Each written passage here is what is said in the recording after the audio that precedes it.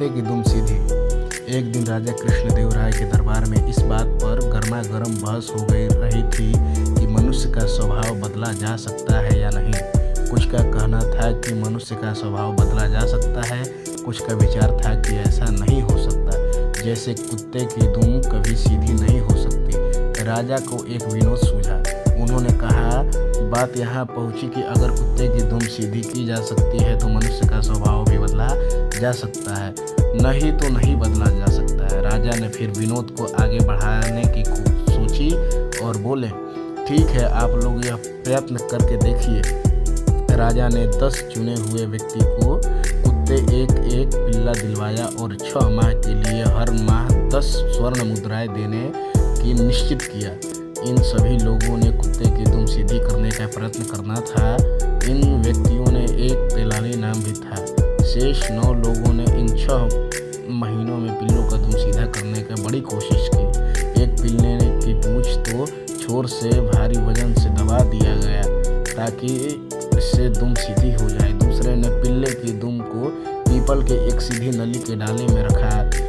तीसरे ने अपने पिल्ले की पूंछ सीधी करने के लिए हर रोज पूंछ की मालिश करवाई। छठवें संजन ने किसी तांत्रिक को पकड़ लाए जो कोई इस तरह ऊटपटांग वाक्य बोल करके अपने मंत्र पढ़ करके इस काम को करने में प्रयत्न जुट रहा था। 7वें जन ने अपने पिल्ले की शल्य चिकित्सा यानी ऑपरेशन करवाया।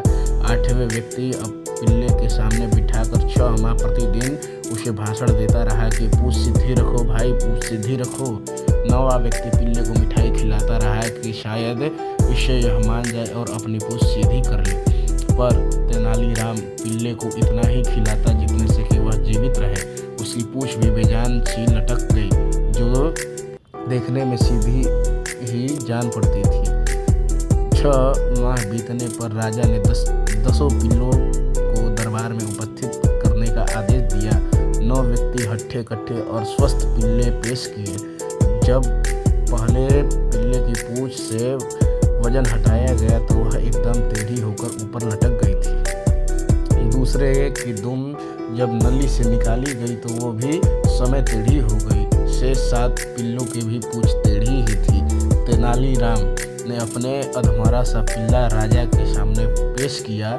उसके सारे अंग ढलक रहे थे। तेनालीराम बोला, महाराज, मैंने कुत्ते की दुम सीधी कर दी है। दुष्ट कहीं के, राजा ने कहा,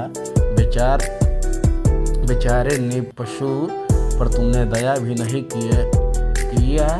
तुमने तो इसे भूखा ही मार डाला। तुम तो पूंछ हिलाने इतना भी शक्ति नहीं रही है। कुत्ते में पूंछ हिलाने इतना भी शक्ति नहीं रही है। महाराज, अगर आपने कहा होता कि इसे अच्छी तरह से खिलाया पिलाया जाए तो मैं इसका कोई कसर नहीं छोड़ता, पर आपका आदेश तो इसकी पूंछ को स्वभाव के विरुद्ध सीधा करना था, जो इसे भूखा रखने से ही पूरा हो सकता है।